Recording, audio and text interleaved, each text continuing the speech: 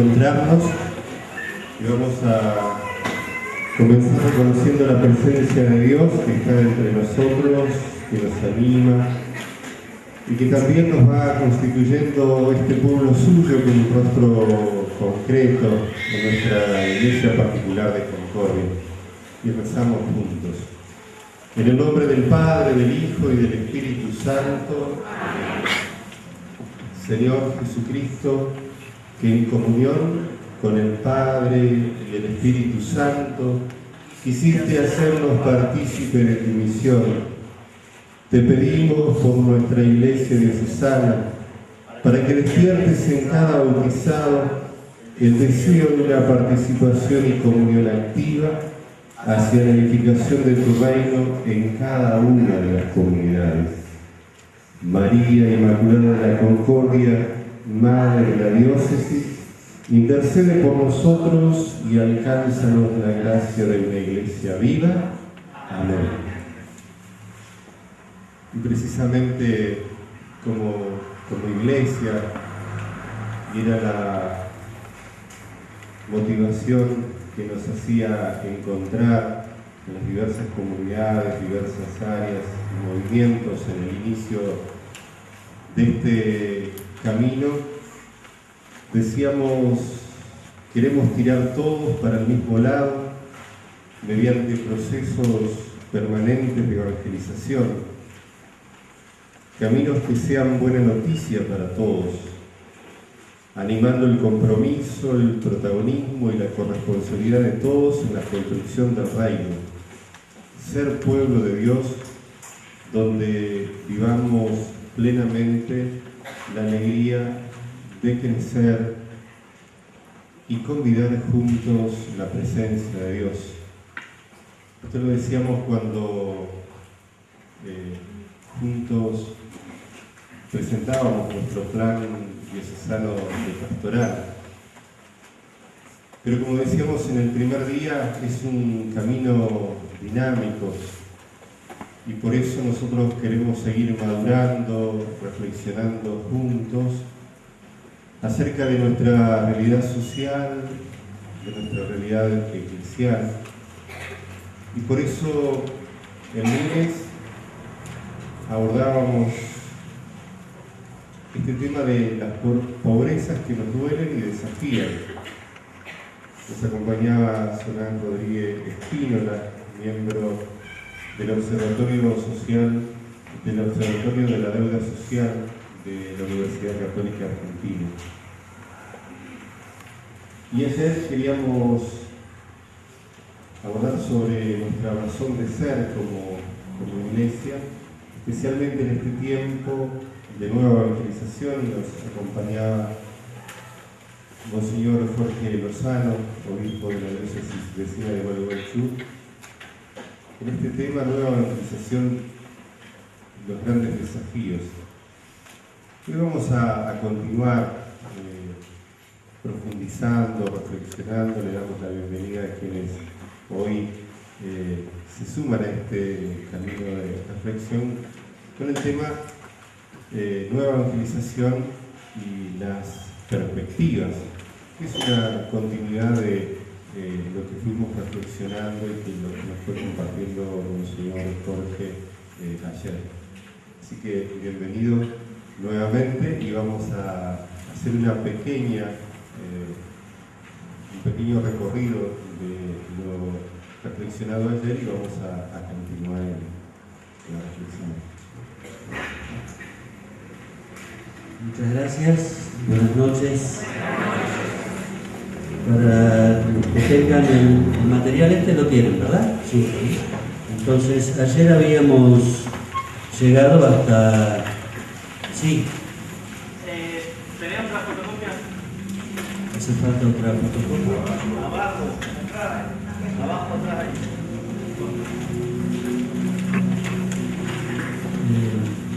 Habíamos llegado hasta casi el final. ¿Quiénes no estuvieron ayer? Levanten la mano, por favor. Bueno, muchas gracias. Ayer estuvimos viendo algo acerca del sínodo para la nueva evangelización celebrado el año pasado en Roma y cuáles eran los aspectos sobresalientes de la dinámica del sínodo y el por qué el Papa Benedicto XVI, al convocarlo, planteó esta cuestión referida a la nueva evangelización para la transmisión de la fe cristiana. Y empezamos a recorrer este material que ustedes tienen. En vistas a los hermanos que no pudieron estar, hacemos apenas un pequeño repaso. Habíamos hecho una referencia al contexto del año de la fe, que empezó también en octubre pasado y que se desarrollará, Dios mediante, hasta fines de noviembre de este año, en la fiesta de Cristo Rey, y vimos algo acerca de qué es la nueva evangelización o qué es lo que se entiende por ella.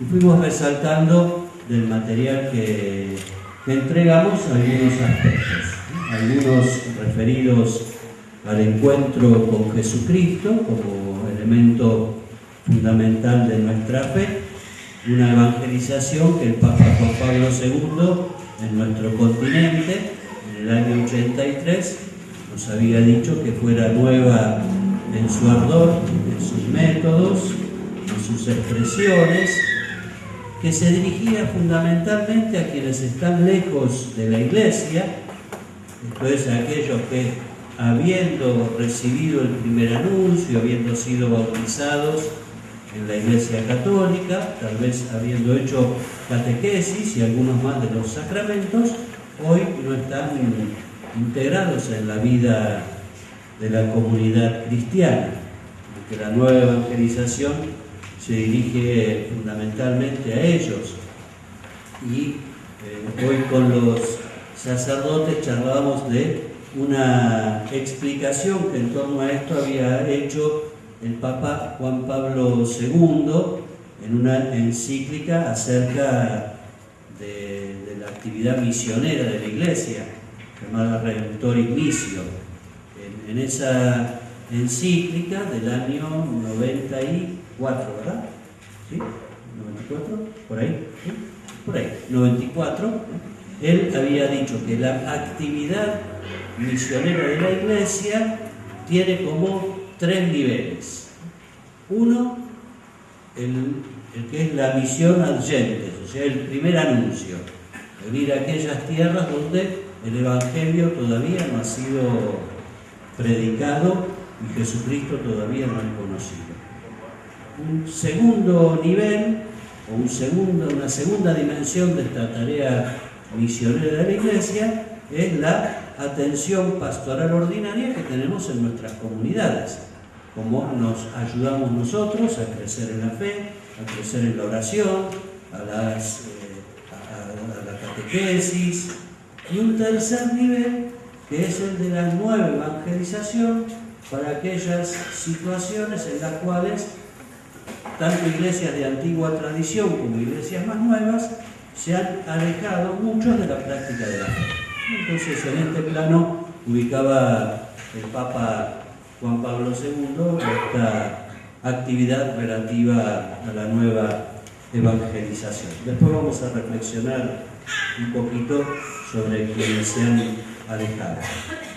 ¿Qué es lo que nos proponemos entonces? Un nuevo encuentro con el Señor, redescubrir, volver a descubrir el valor de la fe y proponer de nuevo al corazón y la mente de los hombres y mujeres de hoy este encuentro con Jesucristo.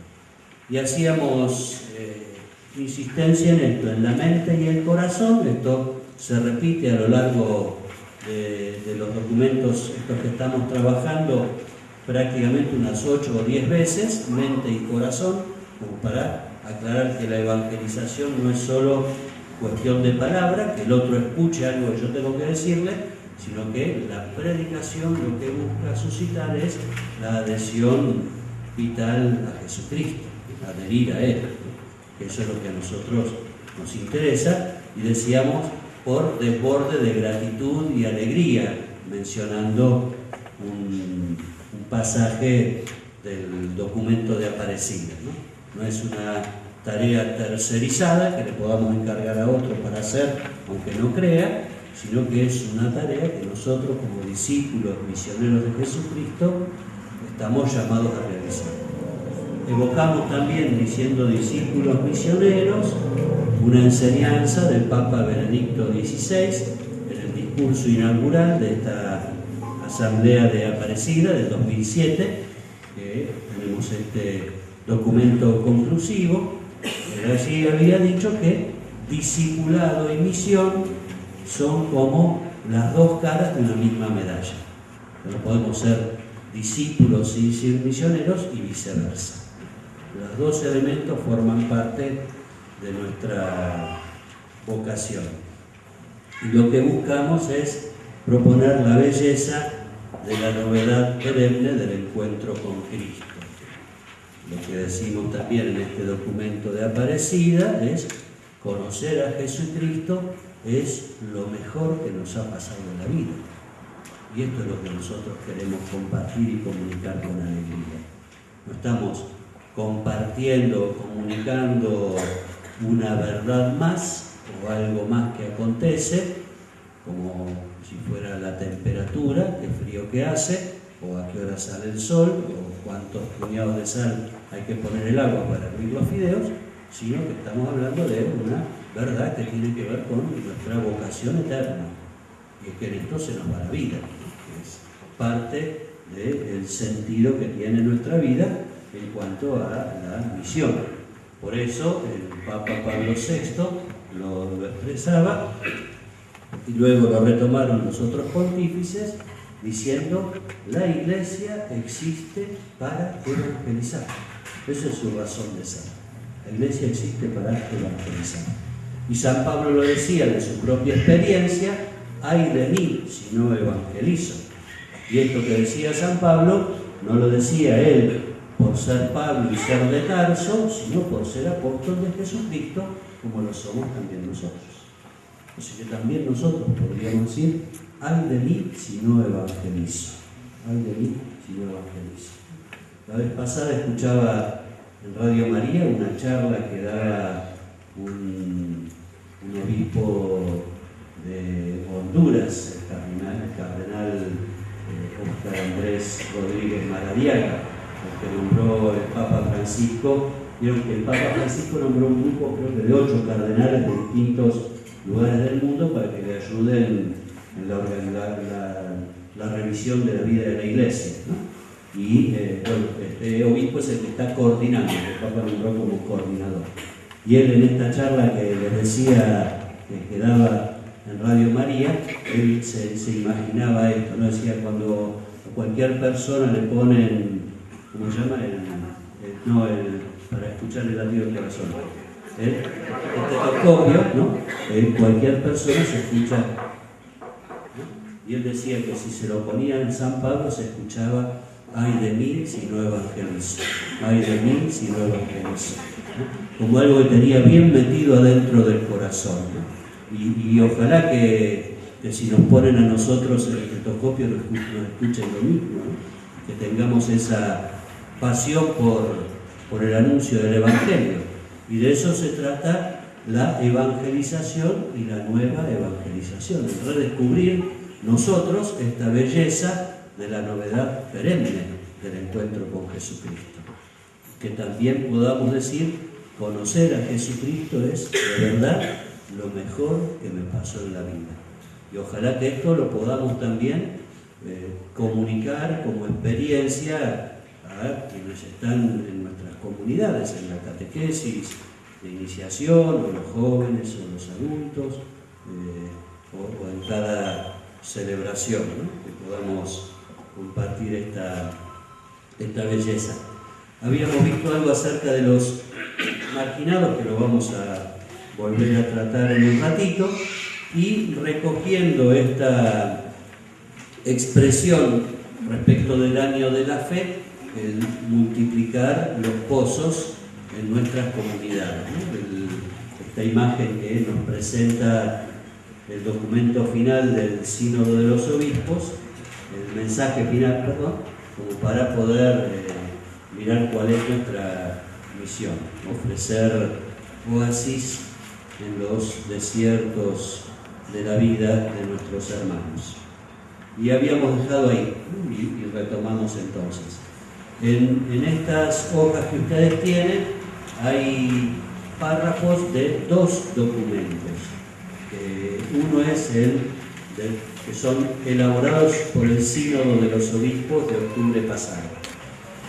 Uno es el mensaje final, que lo tienen ahí como referencia o con una M o mensaje final, y el otro es el de las proposiciones, que son estas 58 proposiciones que la Asamblea del Sínodo de los Obispos le entregó al Papa para que él discierna y elabore una exhortación apostólica en torno a la nueva evangelización. Así que vamos leyendo algunos párrafos y haciendo un comentario acerca de esto, ¿no? Habíamos dicho que quienes mejor transmiten el Evangelio y comunican, los que mejor evangelizan, son los santos.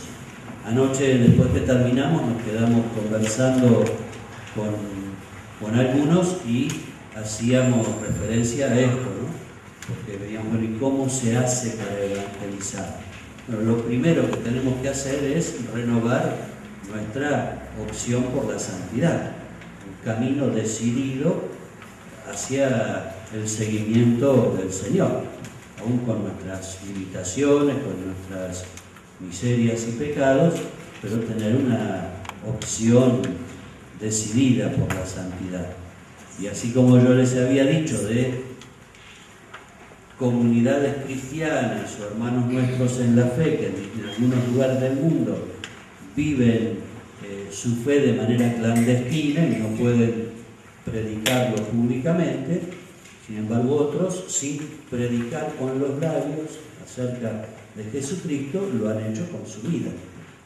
Y hablábamos justamente de la Madre Teresa de Calcuta, una mujer que vivía en la India, un país donde en muchos lugares los templos son quemados y los cristianos a veces son asesinados, y donde ella, sin decir la palabra Jesucristo, gritaba Jesucristo por todos lados, haciendo un gesto de servicio y de amor a aquellos que nadie quería recoger y que estaban en la calle.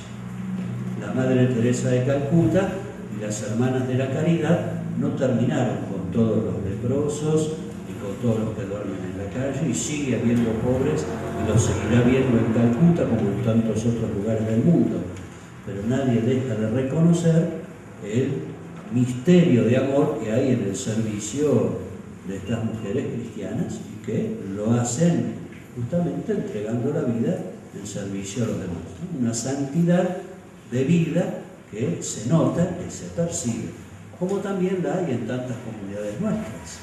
También vemos gente generosa que entrega la vida por amor al Señor y por amor a los hermanos. Y esto tenemos testimonios en cada una de nuestras iglesias. Así que bueno, esto que hace a la santidad de vida es uno de los elementos de fuerte insistencia ya en Juan Pablo II, el nuevo Milenio Ineunte, cuando él, al inicio del tercer milenio, nos muestra que ese es el camino que la Iglesia tiene que transitar hoy. Ustedes tienen ahí también otro párrafo tomado del número 4 de las proposiciones. La Iglesia, en su misión evangelizadora, tiene su origen y fuente en la Santísima Trinidad. La Iglesia, antes que una organización humana, es un misterio de comunión que tiene su origen en la Trinidad.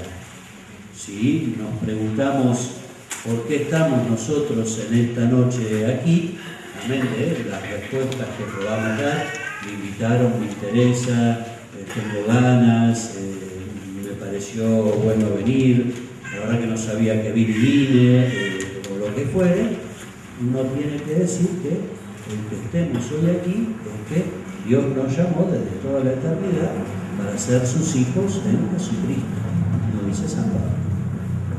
La vocación cristiana y la iglesia misma tiene su origen en Dios Padre, Hijo y Espíritu Santo. Somos un misterio de comunión y misión. Un misterio no en el sentido de algo oculto y tenebroso, sino en el sentido de un misterio oculto en Dios, pero que, como San Pablo mismo nos dice, Dios ahora lo ha revelado en Jesucristo y nos ha manifestado esta vocación que tenemos. Y como dice el Concilio Vaticano II, en el documento sobre la Iglesia, Dios no quiso salvarnos aisladamente, sino que lo hizo a través de formar un pueblo. Quiso salvarnos de manera comunitaria y por eso nos llama a formar parte de la vida de la Iglesia. Pues nuestra mirada de fe, nuestra misión evangelizadora, está en el reconocer este llamado, esta vocación que nace de la Trinidad. Cuando nosotros hablamos de evangelización, no lo hacemos para que crezca la Iglesia en un sentido numérico. Ojalá que crezca y ojalá que seamos 10 veces más y 200 veces más. Pero nuestro anhelo, nuestro deseo es comunicar y compartir esta alegría que tenemos de ser miembros de la familia de los hijos de Dios. La evangelización no es como cuando un club hace conscripción de socios. Dice, bueno, bajamos la cuota para que puedan anotarse más. No es una oferta en este sentido de querer que sí o sí seamos más por un anhelo numérico o por una cuestión de encuestas, sino que tiene que ver con el compartir una alegría que tenemos por sabernos amados y llamados. También es necesario, dice el número siguiente, compartir. Sí, pero eso no me dio.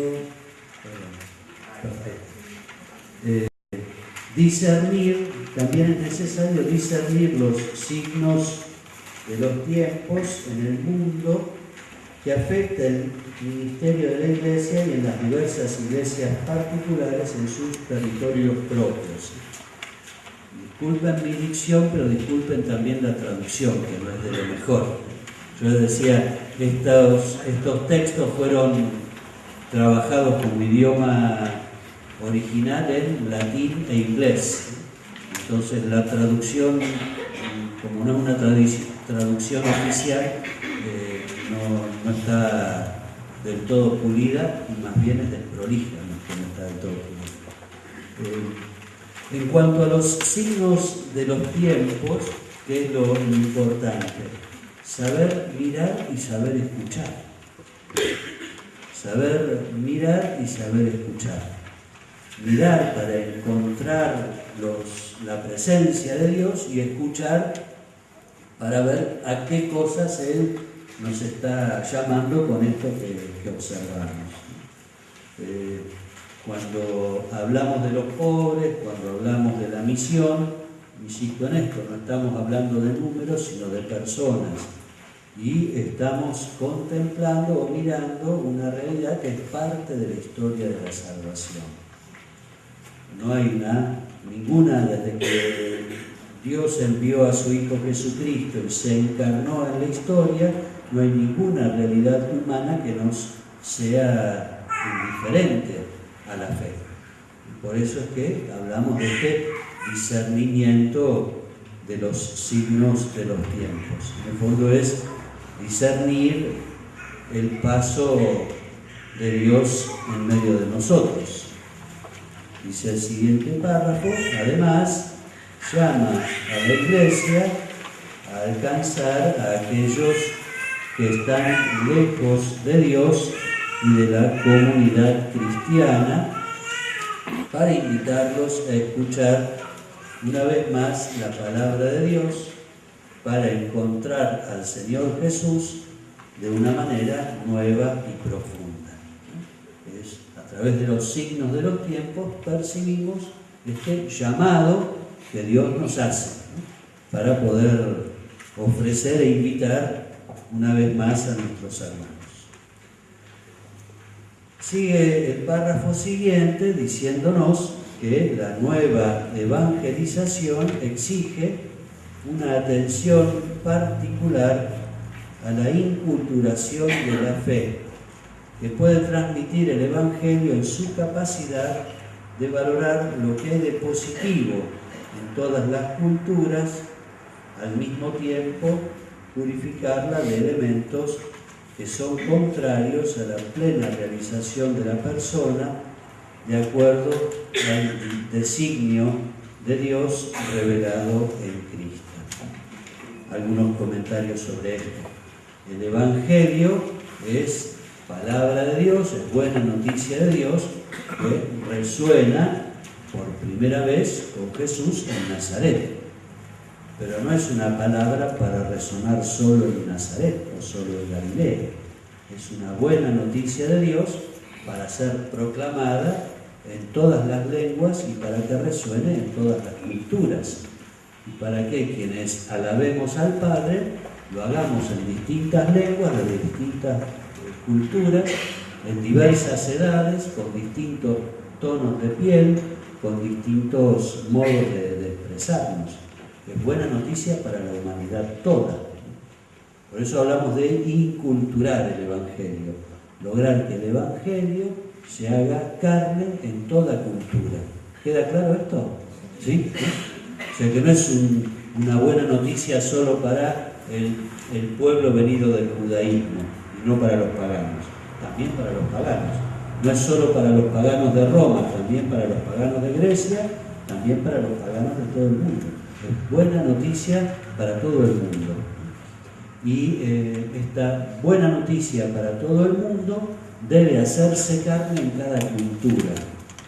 En el documento de Puebla, esta asamblea del Episcopado de América Latina y el Caribe, celebrada en 1979 en Puebla de Los Ángeles, en México, en el documento conclusivo, al hablar de la evangelización de la cultura, se nos habla de un dinamismo de 3 pasos. Dice, asumir, purificar y elevar. Asumir, ¿qué quiere decir? Hacer carne nosotros la cultura. Tener lo que llaman algunos documentos, una actitud de simpatía con la cultura, de empatía con la cultura, de valoración de la cultura, porque en muchos aspectos de las culturas late también la presencia de Dios, que los antiguos padres de la Iglesia llamaban las semillas del verbo, ¿no? Las presencias, a veces más veladas, otras veces más explícitas, de Jesucristo. Pero estas culturas están llamadas también a purificar aquellos elementos que son contrarios al Evangelio y muchas veces también contrarios a la dignidad humana. Pongo un ejemplo cercano a nosotros. Podemos decir que nuestra cultura, la cultura del litoral, es una cultura solidaria y que ante alguna necesidad podemos dar una mano y que notamos cómo hay expresiones de cercanía. Esto es un signo positivo que hay que asumir de la cultura. Sin embargo, también encontramos algunos elementos negativos. Por ejemplo, el machismo. Hay muchas zonas de nuestro país, particularmente más al norte, donde hay un acento machista muy importante, donde al varón se le tolera la infidelidad y a la mujer no. Y esto no nos muestra que haya igual dignidad del varón y la mujer. Donde se tolera que el varón sea agresivo, verbal y físicamente con la mujer, y eso no es un signo de respeto a la dignidad de la persona humana. Y algunas otras cosas más podríamos decir también, ¿no? Ahí se muestra un rasgo de la cultura llamado a ser purificado. Un rasgo que vemos que no respeta la dignidad de la persona humana, que no respeta el plan de Dios, y que entonces la misión evangelizadora es mostrar la igual dignidad de la persona y este camino de conversión y de purificación de la cultura. ¿Se entiende? ¿Sí? Y así podríamos poner algunos otros ejemplos de situaciones culturales de distintos lugares de nuestro país o del mundo entero.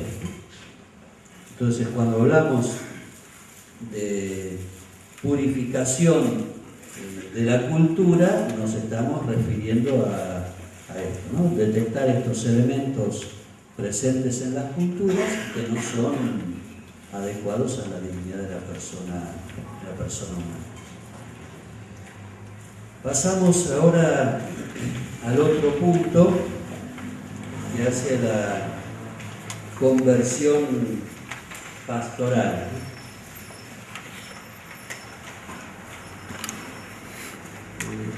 Yo les comento para hacer también hincapié en algunos puntos que me preguntaban ayer acerca de cómo habían incidido los aportes de la Iglesia de América Latina, del Episcopado de América Latina, en el sínodo.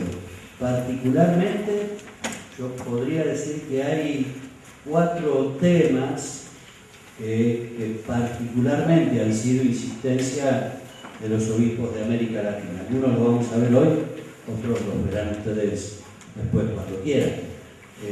Uno es el que hace a la piedad popular, un aporte muy rico de la experiencia de la fe de América Latina. No único, porque expresiones muy ricas de piedad popular también hay en algunas regiones del África y también en algunos otros pueblos, pero que el aporte de América Latina ha sido particular en esto.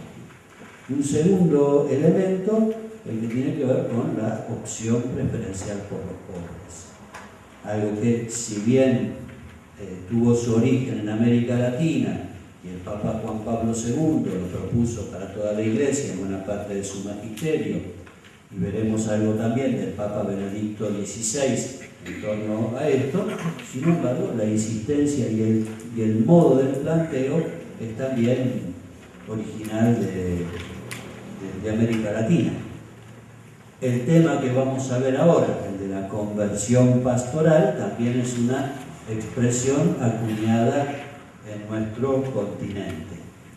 Y en cuarto lugar, les diría también la insistencia de la Iglesia particular, la diócesis, como sujeto de la nueva evangelización. Ese también, si Dios quiere, lo vamos a ver hoy nosotros aquí. Pero como para ubicarnos en cuáles fueron algunos de los aportes temáticos.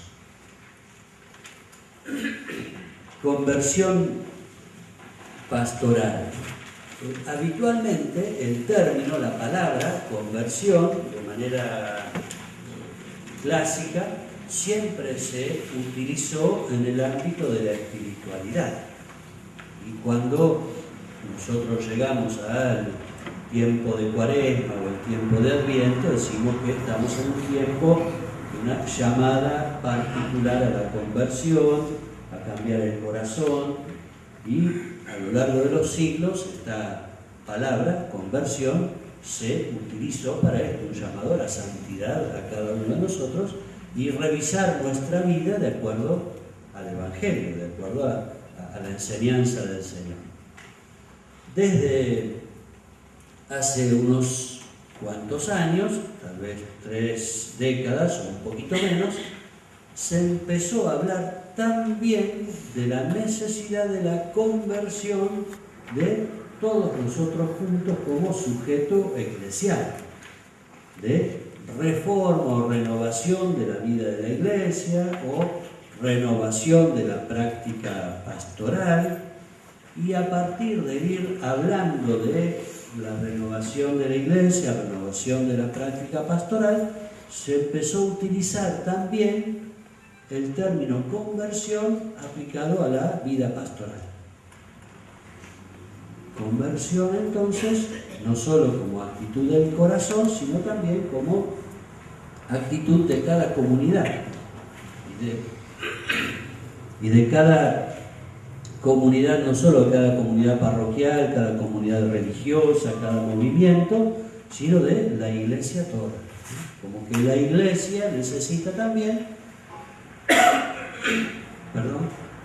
renovarse en sus actitudes evangelizadoras. Entonces, cuando hablamos de conversión pastoral, lo estamos refiriendo de esta manera.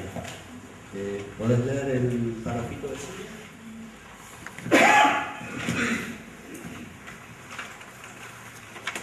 No se trata de inventar nuevas estrategias, casi como si el Evangelio fuera un producto para poner en el mercado de las religiones. La invitación a evangelizar se traduce en una llamada a la conversión. Entonces, fíjense que una de las tentaciones que podemos tener es pensar enseguida en nuevas estrategias, en cómo hacemos, cómo nos organizamos, en qué tenemos que hacer, ¿no? Y sin embargo, este pasaje nos dice, ojo, porque no se trata de nuevas estrategias,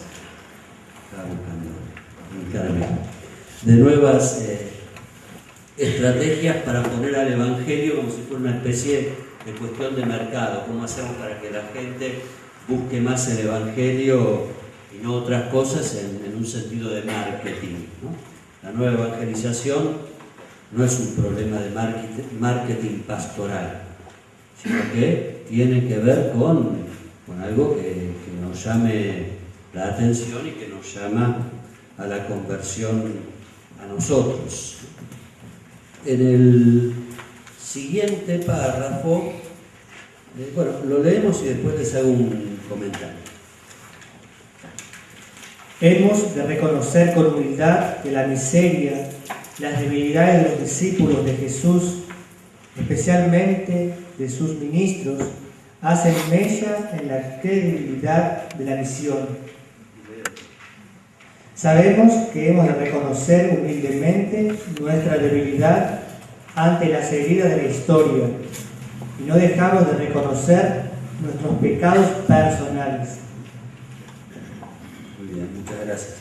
Pero fíjense cómo hay un reconocimiento de que las debilidades hacen mella en la misión evangelizadora. Los escándalos que podemos provocar en las comunidades, el atender mal, el tratar mal, el llevarnos mal entre nosotros, esas cosas alejan a la gente, espantan a la gente. Y para ir a pelearme, me peleo en el trabajo o en otro lado y no en la parroquia. Entonces, este tipo de cosas son un llamado de atención y podemos decir, a esas cosas estamos llamados a convertir, a cambiar. Digamos, ni la fe de nosotros, ni la fe de los demás, es, por decirlo así, una fe a toda prueba. La fe necesita o busca tener estas situaciones, estas facilidades para poder acceder a la visualización de la presencia de Dios en medio de nosotros. Les hacía referencia a esta imagen de la Iglesia que nos presenta el Concilio Vaticano II, de la Iglesia como un sacramento. En el número 1 del documento sobre la Iglesia se dice que la Iglesia es en Cristo como un sacramento de la unidad de los hombres entre sí y de los hombres con Dios.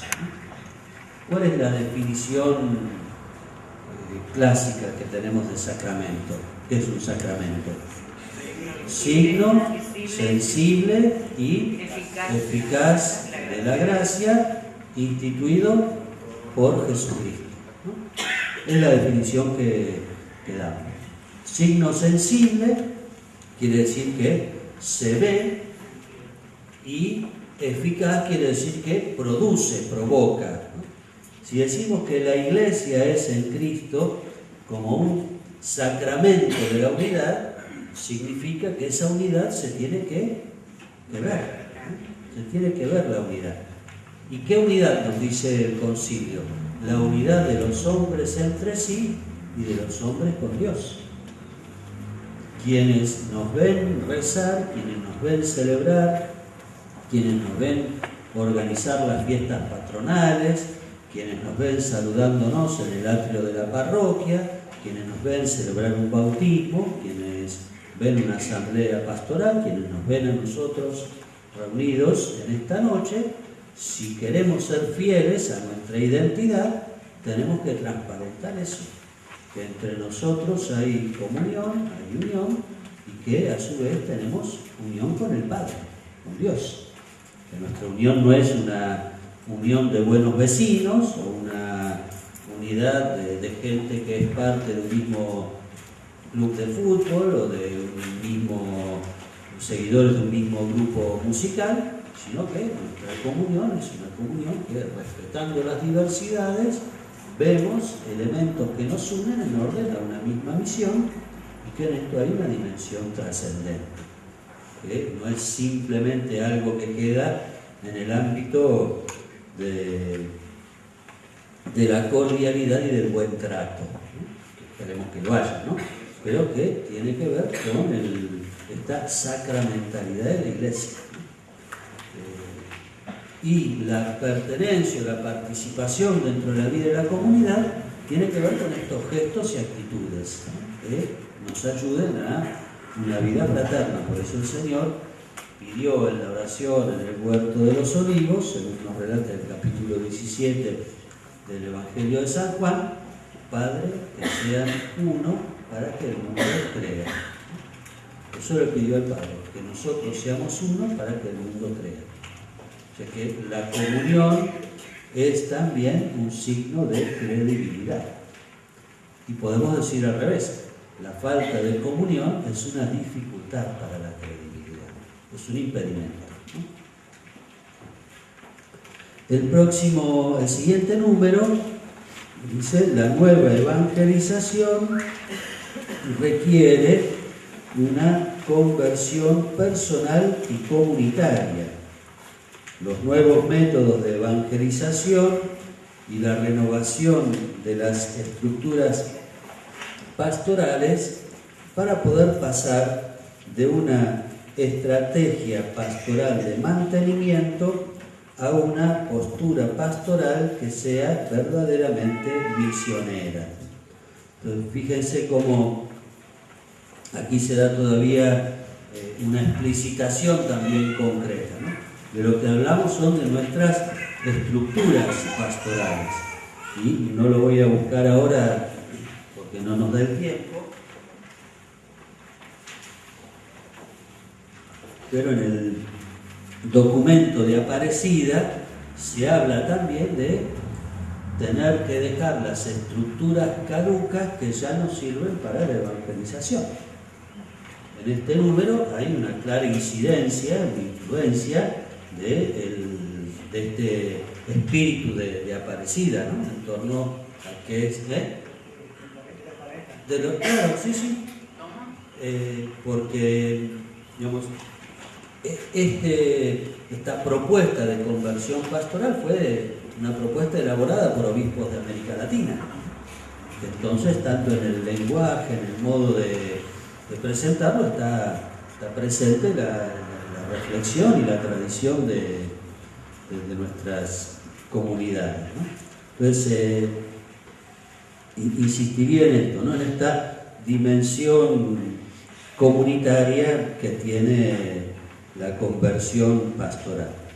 Y sigue diciendo el texto: la nueva evangelización nos guía a una auténtica conversión pastoral que nos lleva a actitudes e iniciativas que lleva a evaluar los cambios en la dinámica de las estructuras pastorales que ya no responden a las exigencias evangélicas de la hora actual. ¿Están cansados? ¿No? ¿Quieren que vayamos a correr un poquito y volvemos? ¿Hacemos un cantito? Vale. Y después retomamos con la segunda parte.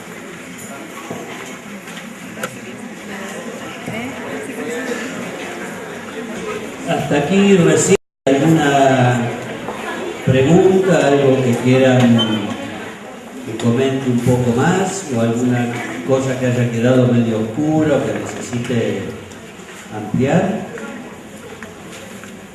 ¿Algo que preguntar? ¿No? ¿Quedamos así? Perfecto. Bueno, vamos a continuar. Vamos a dejar por un ratito las hojas y les voy a comentar algo acerca de uno de los temas que se va repitiendo en estos párrafos que vimos.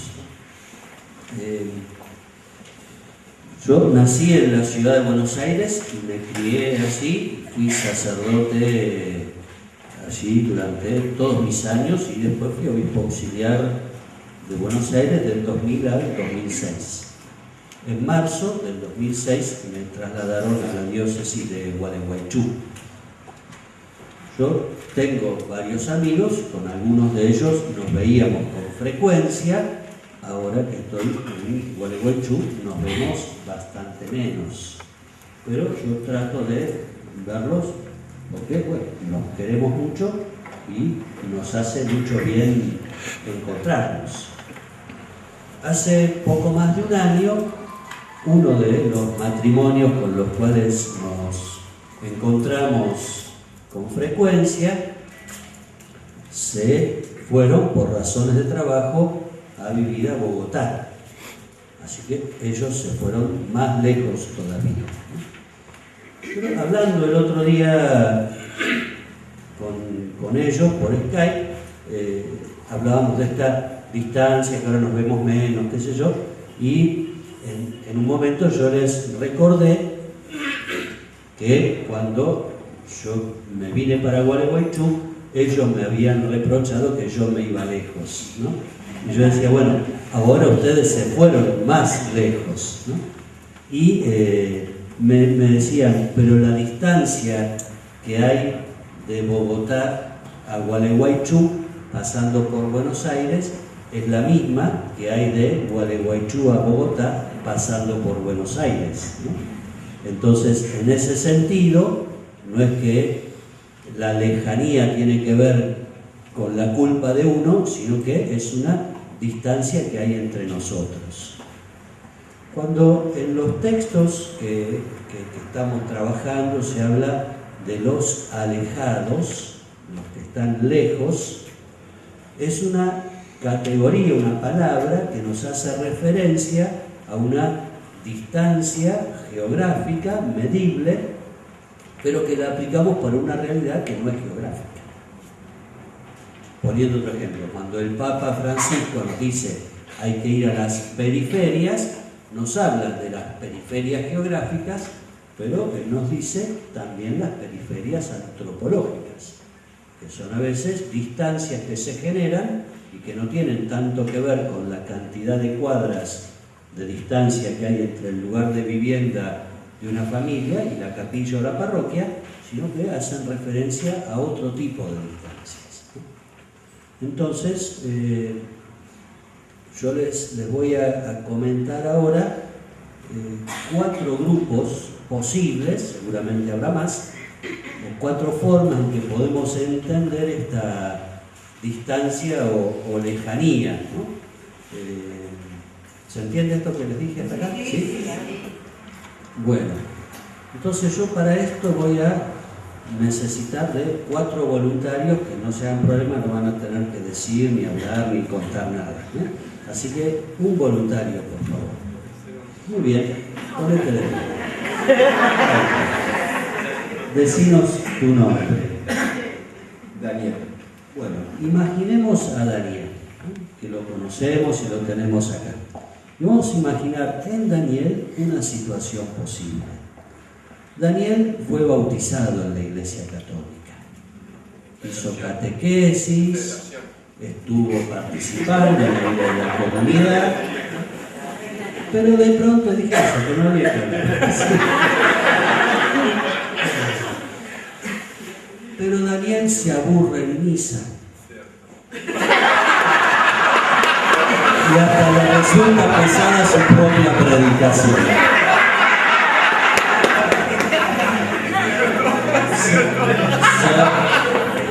Se aburre en misa y de pronto encontró que hay otra comunidad religiosa cerquita de su casa donde la gente es más contenta, alaban a Dios y viven la fe de otra manera.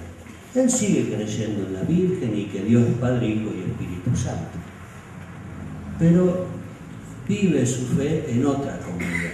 Ya no va más a la parroquia, ya no va más a la capilla, ni participa del movimiento, ¿no? Y está vinculado con otro pastor, alguien que le habla también de Jesucristo, que le predica el Evangelio y que le habla de San Pablo. Puede sentarte.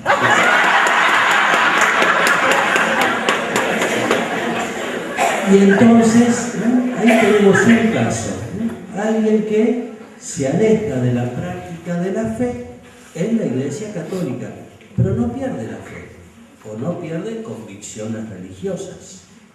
Y capaz que, si se casa o tiene un hijo, capaz que lo bautiza en la Iglesia Católica por las dudas, ¿no? Como sucede en muchos lugares de nuestra provincia. Incluso en Ceibas, para ser concreto con un lugar, hay 2 o 3 pastores de algunas iglesias que cuando tienen un niño en la familia les dicen vayan a bautizarlo a la Iglesia Católica. No bautizan, no bautizan, ¿no? Y nos manda que lo bauticen en la Iglesia Católica. Y el cura olfatea, se da cuenta de esto por el modo en que vienen, a veces con cola de paja, a veces no sé, pero hay un modo, un grupo de gente que lo podríamos vincular con esta categoría, con esta palabra, alejados, que tienen esa situación. Alejados de la práctica de la comunidad cristiana, pero viviendo la fe o viviendo una expresión religiosa en otro lado. Necesito un segundo voluntario. ¿Ánimo? ¿Alguien? Dale, ponete de pie, por favor. Decinos tu nombre. Gabriel. Imaginemos ahora que Gabriel en realidad también fue bautizado, tal vez hizo la primera comunión y hasta estudió en una escuela parroquial. Pero después fue a la facultad. Y en la facultad le dijeron que en realidad la iglesia había sido cómplice de la tortura y matanza de los indios. Que la iglesia fue cómplice de la dictadura militar. Que es la verdad que esto de la religión es un invento de los curas para ganar plata de la gente. Que todos los curas son pedófilos y que los que no lo son, algún otro defecto deben tener. Y un día tras otro a Gabriel le van diciendo todas estas cosas. Y llega un momento en que él, la verdad que no sabe si es cierto o no. Pero hay algo que va ganando la duda en su corazón. Y que de pronto dice, bueno, la verdad, desde que yo terminé la escuela hace 5 años, a mí nunca más me llamaron de la escuela para ver cómo andaba. Así que capaz que a mí tanto no me querían. O ahora que quiero ir a bautizar a mi hijo, o que mi prima quiso ir a bautizar a su hijo, le dijeron que no, bueno, estaba casada, y te das cuenta que al final en la facultad tienen razón. Y entonces también Gabriel ya deja de practicar la fe. No va ni a la Iglesia Católica ni a ninguna otra.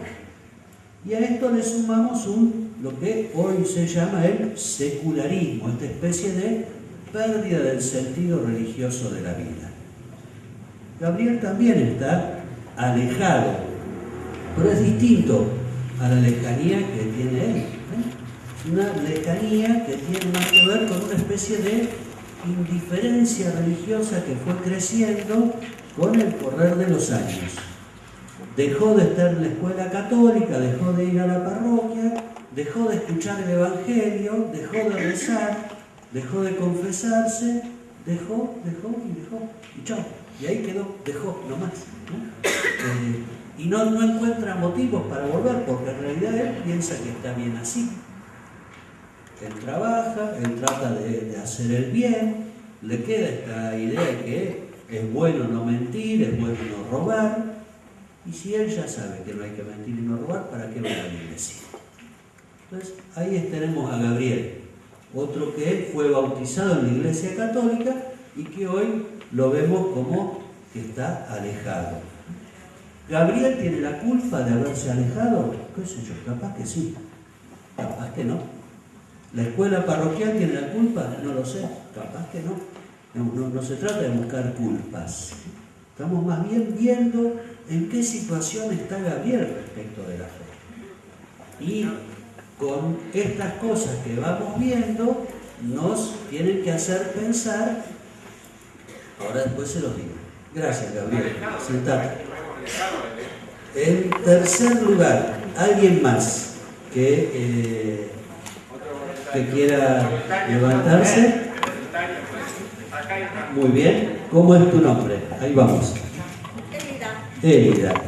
Bueno, Élida se siente momentáneamente alejada de la iglesia. En realidad ella quisiera creer. La iglesia no la quiere. Tal vez Élida no solo tiene esta situación, sino que también fue perdiendo la fe. ¿Por qué? Escuchaba las novelas o miraba algún programa de opinión de la tarde donde le daban chimentos y cosas, y bueno, que eso era lo que más entretenía a la vida de su corazón. Entonces ella es parte de otro grupo que también se siente alejado. Sentate, Elida. Imaginemos otro más dentro de este grupo. Alguien, que no se levante. Gracias. Otro más dentro de este grupo. Alguien que perdió un hijo. Y que entonces piensa que esto es un castigo de Dios. O que tiene algún familiar con una enfermedad muy grave y dolorosa y que le parece que esta herida que le provoca esta situación de dolor no tiene consuelo, o el escándalo del sufrimiento no le permite pensar que Dios es Padre, o no sabe cómo rezar, o no sabe cómo hacerlo. No solo entonces una situación matrimonial, sino también situaciones a veces en que la vida nos enfrenta con algunos dolores y encontramos gente también que por ahí acude o va cada tanto a algún santuario o expresa de alguna manera su fe, pero siente o se siente o está lejos de la práctica de la fe. Ahí tenemos otra situación, o situaciones morales o situaciones que tienen que ver con experiencias dolorosas de la vida. Y un cuarto grupo, ahora sí, puedes ponerte de pie. ¿Cómo es tu nombre? Carlos. Supongamos que Carlos estuvo preso hasta ayer. Y en la cárcel estuvo 10, estabas acá, entonces hasta antes de ayer. Está bien, ¿no? Salida transitoria entonces. Supongamos que Carlos estuvo 10 años preso y estando en la cárcel lo visitó un pastor, lo visitaron de alguna otra comunidad, pero no lo visitaron de la Iglesia Católica. O que él está viviendo en un lugar donde todos los domingos van los testigos de Jehová o van de alguna otra comunidad religiosa, pero jamás han ido de la parroquia o de la capilla. O que él está viviendo alguna situación en la cual piensa que él no tiene lugar en la comunidad. A mí me ha tocado en una de estas experiencias de la Facenda de la Esperanza, ¿vieron? De comunidades de recuperación de adictos, de drogodependientes, un testimonio de un muchacho que ahí había vuelto a la práctica de la fe, cuando ya tenía poco más de 30 años, y cuando le preguntaron, bueno, ¿y por qué había tardado en encontrarse con Dios? La respuesta de él fue, yo pensé que Dios a los malos no nos quería. Y hay gente que piensa así, que a los malos Dios no los quiere, y uno ve que está en algún camino medio extraño y piensa, bueno, Dios a mí me abandonó, no me quiere. O por lo menos la iglesia no los ha atendido lo suficiente. ¿No? Él no se alejó, él estaba ahí, pero nosotros nos fuimos a anunciarle la palabra, a estar con él, a acompañarlo en su situación de tensión, en su situación de pobreza, en su situación de adicción o lo que fuere. Otro caso de lejanía. ¿No? ¿Se entiende esto? ¿Sí? Muy bien, sí. Fíjense, y podríamos agregar otros casos más. Cuando nosotros decimos los que están lejos, no necesariamente decimos nosotros nos hemos quedado acá, estamos viviendo bien nuestra fe, y los que se fueron porque quisieron. Como diciendo, bueno, si ellos se fueron, allá ellos, trataremos de hacer lo posible para recibirlos bien cuando quieran venir. Pero no es esa la actitud que se nos plantea. El Papa Francisco en estos días, hablando a una asamblea pastoral, me parece, de la ciudad de Roma, o algún otro encuentro que tenía, haciendo referencia a esta parábola del Evangelio del pastor que deja las 99 ovejas para ir a buscar a la que se había perdido, dice, en realidad hoy estamos con una oveja que se quedó y 99 que se fueron. Haciendo referencia a cómo tenemos que mirar la situación de nuestra iglesia. Y esto es también lo que tiene que ver con la nueva evangelización. Una actitud que nos ponga, como decía el documento de Aparecida, a la iglesia como una madre acogedora que sale al encuentro de sus hijos. Y no que se queda de brazos cruzados esperando a que vengan los que quieran. Es más bien una pastoral misionera de anuncio y de búsqueda, más que una actitud de espera pasiva. ¿No? ¿Se entiende esto? ¿Sí? Y en esta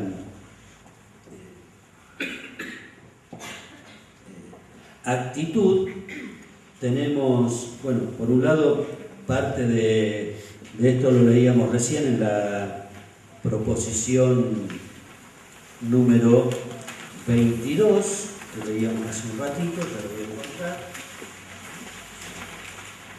que fue una de las últimas que leímos, ¿no? Dice, la nueva evangelización requiere una conversión personal y comunitaria.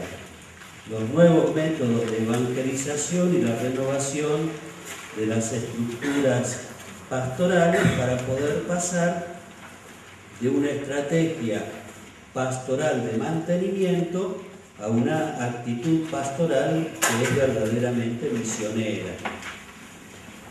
La nueva evangelización nos guía a una auténtica conversión pastoral que nos lleva a actitudes e iniciativas que llevan a evaluar los cambios en la dinámica de las estructuras pastorales que ya no responden a las exigencias evangélicas de la hora actual. Entonces, cuando hablamos de conversión pastoral, renovación de estructuras, tenemos que plantearnos estas situaciones. En el Evangelio, muchas parábolas y enseñanzas del Señor nos muestran estas distancias entre los que se piensan adentro y en realidad están afuera, y los que parece que están afuera pero que en realidad están más adentro. Lo veíamos en el Evangelio de este domingo, ¿no? Simón el fariseo y esta mujer pecadora que lavaba con sus lágrimas los pies de Jesús. La pecadora perdonada, que derramaba lágrimas, y el otro que aparentemente tenía todo en orden en su casa, pero que sin embargo tenía un trato distante y frío con el Señor, o como aquel fariseo y el publicano que rezaban en el templo. Uno que volvió a su casa justificado, porque pedía perdón y reconocía humildemente su pecado, y el otro que solamente estaba pagado de sí mismo y que no necesitaba entonces que Dios lo salvara de nada, porque no lo necesitaba tampoco a Dios, más que para que le felicitara por lo bueno que era. Estas imágenes del Evangelio, estas parábolas, nos ayudan a poder entender esta situación y cuál es nuestra actitud. Yo, para completar esta reflexión, y después volvemos voy a leer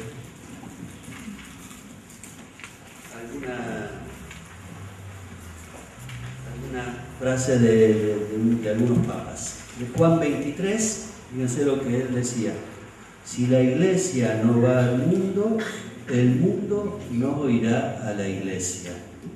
Juan 23.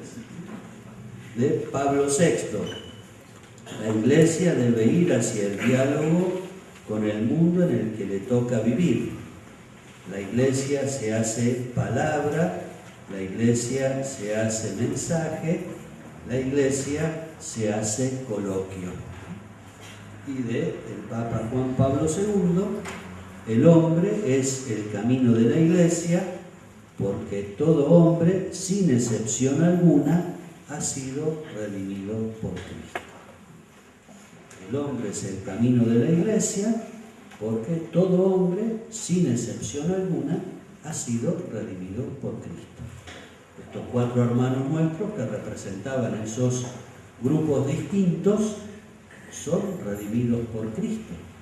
Y eso es motivo suficiente para que nosotros sepamos que tenemos que ir al encuentro con ellos, al diálogo con ellos y al compartir nuestra fe con ellos. Vamos entonces, ¿quedó esto clarito? ¿Sí? Muy bien.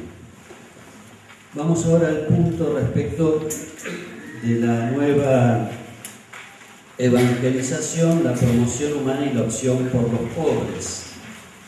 Tengo. Gracias. ¿Querés leer, por favor? El magisterio papal, en su doctrina social, demuestra los lazos teológicos, antropológicos y educativos entre la evangelización y el desarrollo y la libertad de la persona y la sociedad. Amar a Dios y amor al prójimo se funden entre sí. En el más humilde encontramos a Jesús mismo y en Jesús encontramos a Dios.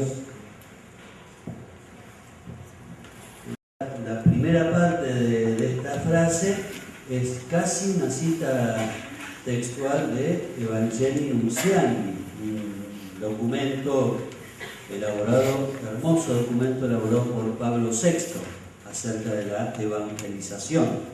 Y él hablaba de estos lazos que hay entre evangelización y promoción humana, con una pequeña diferencia.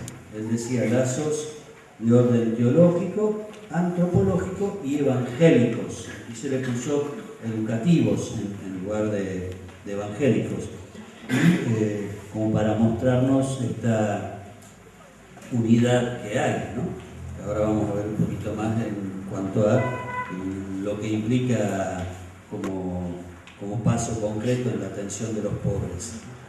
Y el Papa Benedicto, de él es esa frase que sigue a continuación, que está también citada en esta proposición, nos dice que amor a Dios y al prójimo se funden entre sí, porque en el más humilde encontramos a Jesús, haciendo referencia al Evangelio de San Mateo, cuando el Señor en el juicio final nos dice: tuve hambre y me dieron de comer, tuve sed y me dieron de beber, él identificándose con cada una de estas situaciones de pobreza y de necesidad. El otro texto dice que hoy en día hay nuevas caras o nuevos rostros de la pobreza.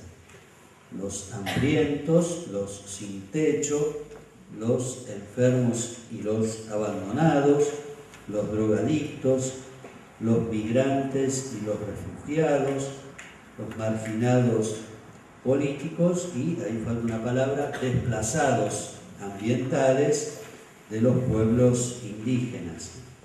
¿Por qué se habla de nuevos rostros? Porque hay situaciones nuevas de pobreza que han ido emergiendo en el mundo en los últimos 20 años, por decir algo, ¿no? Situaciones que, por ejemplo, de la drogadependencia, situaciones que antes abarcaban a un pequeño grupo de la sociedad, que se han ido extendiendo, en palabras de Juan Pablo II, como una mancha de aceite, ¿no? Que se va como corriendo y expandiendo. Lo vemos con dolor en nuestros barrios, en nuestras ciudades. Lo que antes era solo característico de alguna que otra zona del país, hoy está prácticamente en todos lados. No hay lugar donde uno no encuentre dependencia de la droga, no hay lugar donde no nos preocupe cómo los chicos se inician en el alcohol a edad cada vez más temprana, no hay lugar donde deje de preocuparnos la instalación de máquinas tragamonedas y de salas de juego que van promoviendo cada vez más una adicción a los juegos de azar. Situaciones nuevas. 30, 40 años atrás, cuando uno hablaba del casino, se imaginaba un casino en Mar del Plata o en alguna otra ciudad donde iban los turistas una noche de visita, o escuchaba que había algunos que se jugaba a la casa. Hoy eso lo tenemos a la vuelta de la esquina, ¿no? Y lo tenemos cada vez más cerca. Por eso digo la vuelta de la esquina, ¿no? Cada vez mucho más cerca. Y lamentablemente no con gente que va de paseo de visita, sino con amas de casa, jubilados y en horarios cada vez más extensos.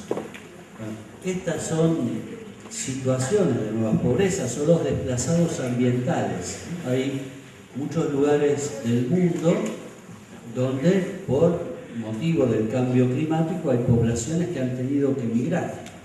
O fijémonos lo que ha sucedido en algunos lugares de nuestra patria también, Tartagal, por ejemplo, con algunos aluviones después de las lluvias, o lugares donde, después de haber talado bosque que hacía de filtro de freno para algunos aluviones, han ido como dando como resultado el desplazamiento de algunas poblaciones. Esta fórmula de nuevas pobrezas o nuevos rostros de la pobreza están comenzadas a utilizar por Juan Pablo II y después se han ido como incorporando en el lenguaje más común. Leemos el otro número. La opción preferencial por los pobres nos lleva a buscar a los pobres y trabajar en su nombre para que se sienta como en casa en la iglesia. Ambos son destinatarios y actores de la nueva evangelización. Las muchas y siempre nuevas formas de pobreza abren espacios inéditos al servicio de la caridad. La proclamación del Evangelio compromete a la Iglesia a estar al lado de los pobres y compartir con ellos sus sufrimientos como lo hacía Jesús. Bueno, también estas formulaciones tienen mucho que ver con expresiones más cercanas a nosotros, de documentos del Episcopado de América Latina. En la Presida también se habla de estar cerca de los pobres, de hacerse amigos de los pobres, de compartir con ellos. Y el esta expresión que vuelve a aparecer, que se sientan en la iglesia como en su propia casa, está tomada de Juan Pablo II en Novo Milenio Neunte, en este documento que el Papa Juan Pablo II regaló a la iglesia al terminar el gran jubileo del año 2000, donde también volvió a insistir en que lo que hace a la opción por los pobres tiene que ver con la fe cristológica, decía él, ¿no? Dándole así a esta formulación que más resonaba en América Latina un espacio también universal en el magisterio universal de la Iglesia. Se habla de otro símbolo de autenticidad de la nueva evangelización, tiene el rostro del pobre. Estar cercano a quien está al borde del camino de la vida no es solo ejercicio de solidaridad, sino ante todo un hecho espiritual. Esto me parecía también que es muy importante de destacar. Cuando hablamos nosotros de estar cerca de los pobres o de atender a los pobres, no lo decimos tanto de una cuestión solidaria o filantrópica, sino que es un acontecimiento espiritual, un hecho espiritual. ¿Qué quiere decir? Un hecho que tiene que ver con la fe. Así como leíamos hace un ratito esta expresión del Papa Benedicto tan clarita, en el más humilde encontramos a Jesús, eso es un hecho espiritual. No lo podemos hacer sin la fe.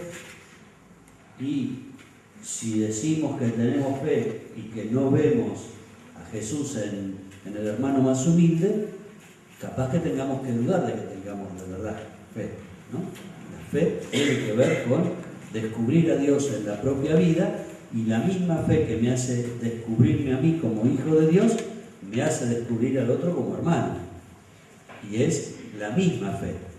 El mismo momento en que recibo el bautismo y derraman sobre mi cabeza el agua diciendo yo te bautizo en el nombre del Padre, del Hijo y del Espíritu Santo, ese mismo momento es fundante de una relación de filiación con Dios y de fraternidad con los hermanos.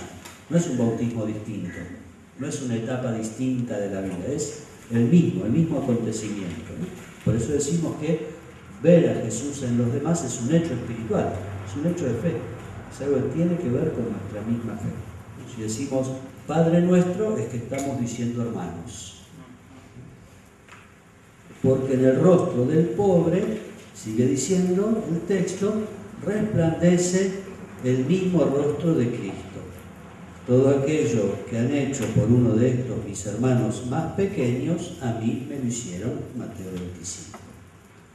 A los pobres les reconocemos un lugar privilegiado en nuestras comunidades, un puesto que no excluye a nadie, pero que quiere ser un reflejo de cómo Jesús se ha unido a ellos.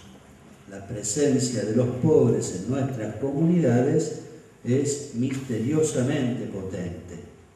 Cambia a las personas más que un discurso, enseña fidelidad, hace entender la fragilidad de la vida, exige oración, en definitiva, conduce a Cristo. ¿Hasta aquí hay alguna pregunta que quieran hacer?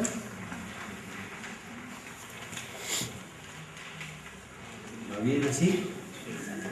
¿Avanzamos? ¿Sí? Nueva evangelización e iglesia particular. Ustedes, dejamos un momentito la hoja. Si yo les digo una palabra, a ver ustedes qué me dicen. Si yo les digo la AFA, ¿qué es? Asociación del Fútbol Argentino. Muy bien. ¿Cuál es la función que tiene la AFA? También, muy bien. Una. Otra, coordinar la actividad futbolística. ¿Qué más? Mandarlo al rojo a la vez. Establecer reglamentos, abrir el libro de pases. ¿Qué más? ¿Qué existía primero, la AFA o los clubes? Los clubes. Y los clubes después se federaron, se agruparon.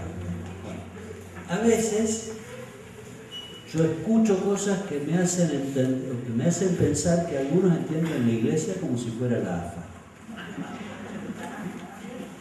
O la diócesis como si fuera la AFA. Una suerte de federación de parroquias, donde la diócesis establece en qué momento del año son los cambios, y ahí hay cambios de jugadores de un lado para el otro, establece algunas cuestiones de reglamentación, establece algunas cuestiones económicas, pero cada parroquia es un mundo y cada uno es previo a la diócesis.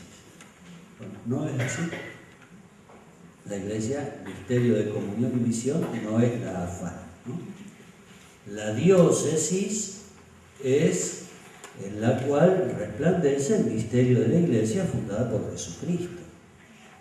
Y la iglesia está completa en la diócesis, no en la parroquia, no en la escuela católica, no en la comunidad religiosa, no en un movimiento, sino en la iglesia particular. Va a enseñar el Concilio Vaticano II diciéndonos que en la iglesia particular subsiste la iglesia universal. Existe y subsiste. Entonces, cuando hablamos de la diócesis, no estamos hablando de una estructura organizativa, que lo es, no estamos hablando de una estructura económica, que también la tiene, no hay que negar esos aspectos organizativos, pero tenemos que entender esta dimensión más profunda que tiene la existencia de la diócesis, ¿no? Entonces, habiendo aclarado esto, leamos algunos de estos párrafos para ver cómo nos queda claro esto, ¿verdad? ¿Sí?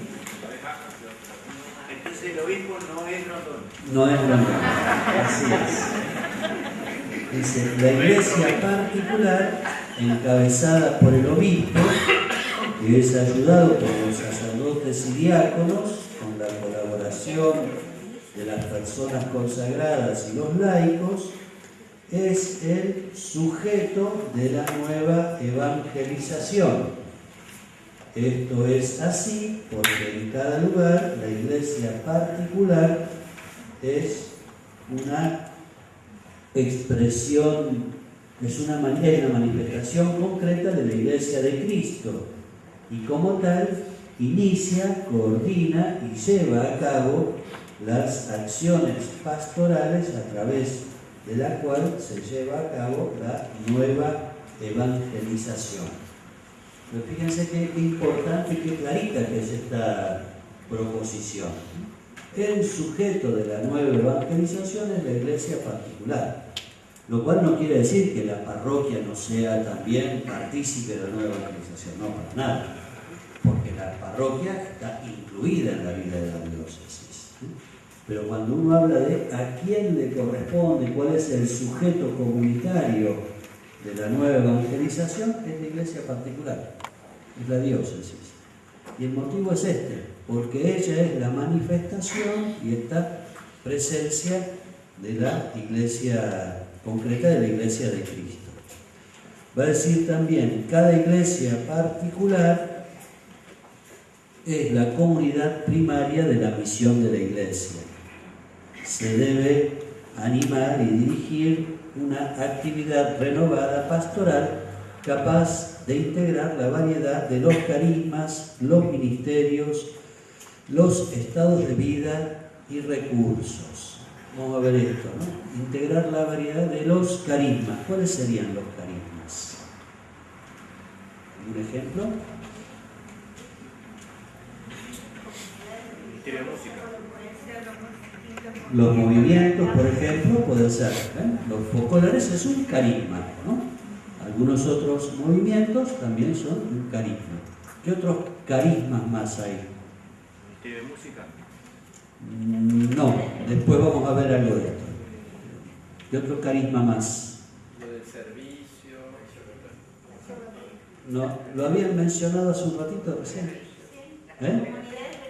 Las comunidades religiosas, ¿no? Las comunidades religiosas también, ¿no? Tienen una consagración particular a partir de un carisma. Un carisma es una riqueza y un don para la vida de la iglesia. Menciona después ahí los ministerios. ¿Cuáles serían los ministerios?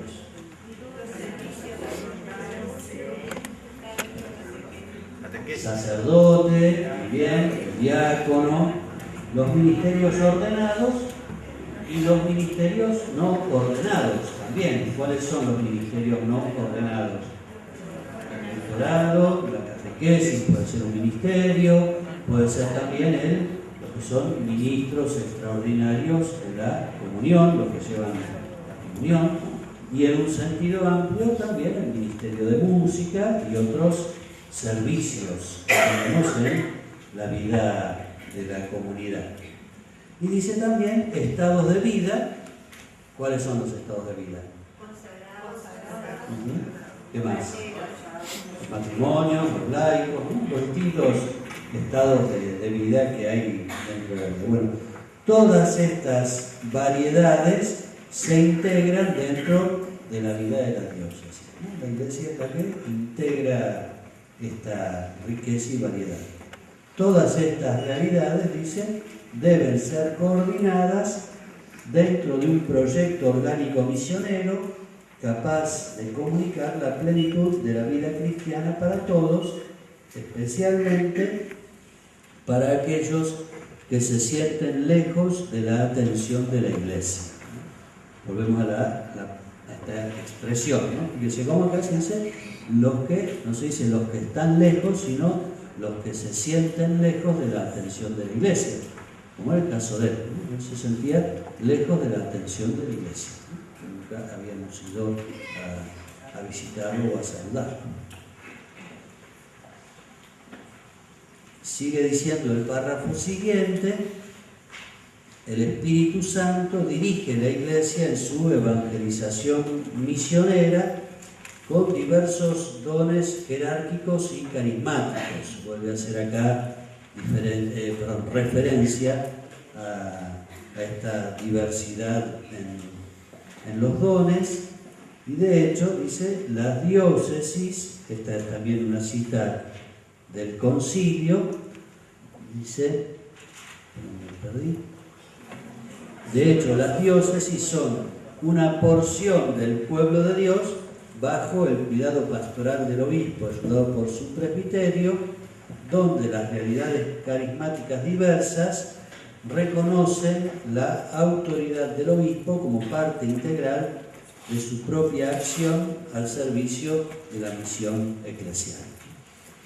Daría para charlar un poco más, pero no nos va a dar el tiempo, así que se lo dejo para que lo sigan meditando un poco. Respecto de la parroquia y la nueva evangelización, que nos dice que sigue siendo la parroquia el entorno habitual de la vida espiritual de los feligreses, y se alienta a la parroquia a que puedan visitar a las familias como una forma de renovación parroquial. Quiero hacer referencia, ustedes tienen allí una expresión tomada del Papa Juan XXIII, que ve a la parroquia como la fuente de la villa o la fuente de la aldea. El Papa Juan XXIII, cuando decía esto, tenía en su mente el recuerdo de algunas ciudades o pueblos pequeños de Italia, de otros lugares de Europa también, en los cuales está la plaza, en la plaza la parroquia, algún edificio público y la fuente del agua. Muchas ciudades de Italia, el agua corriente en todos los domicilios fue más tardío. Entonces estaba esta fuente en la plaza central, a la cual la gente acudía todos los días a buscar el agua. No como el pozo de la Samaritana, que quedaba fuera de la ciudad, en este pasaje evangélico al cual hacíamos referencia, sino como una fuente en la aldea. Y entonces él, mirando cómo la gente todos los días iba a buscar el agua y que en torno a la fuente también se reunían los chicos a jugar, y en torno a la fuente, o en esa plaza, la gente se encontraba para saludarse, para conversar. Y decía, la parroquia es una cosa por el estilo, ¿no? Es esa fuente de la villa, de la aldea, a la cual todos acuden a buscar agua. Y hay agua en todo momento y para todas las personas que se acerquen, ¿no? Fíjense qué expresión tan significativa y tan bonita, y cómo entonces podemos mirar nuestras parroquias desde esta imagen, ¿no? El lugar donde todo el mundo acude, donde todo el mundo en cualquier momento puede encontrar el agua que logra saciar la sed.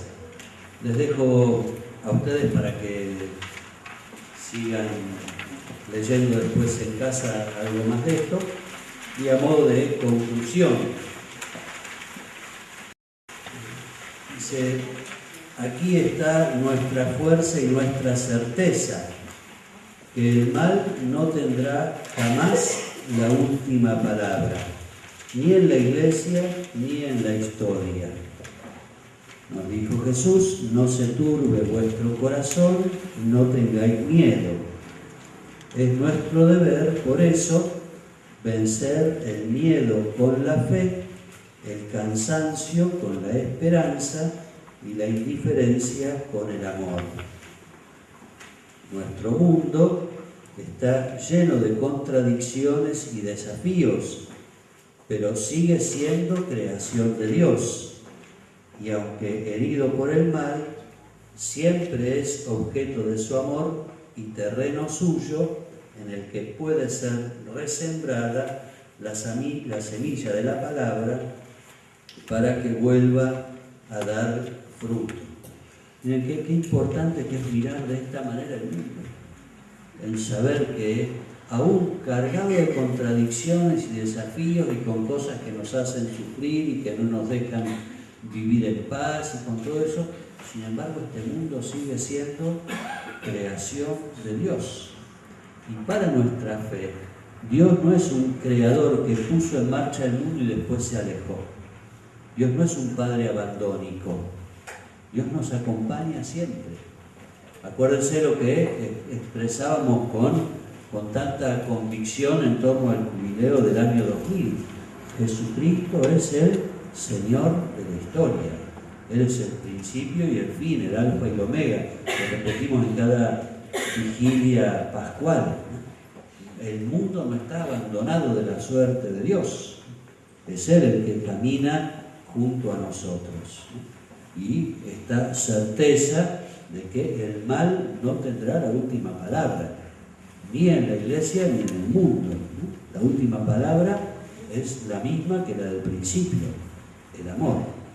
El que puso en marcha el mundo es el amor de Dios.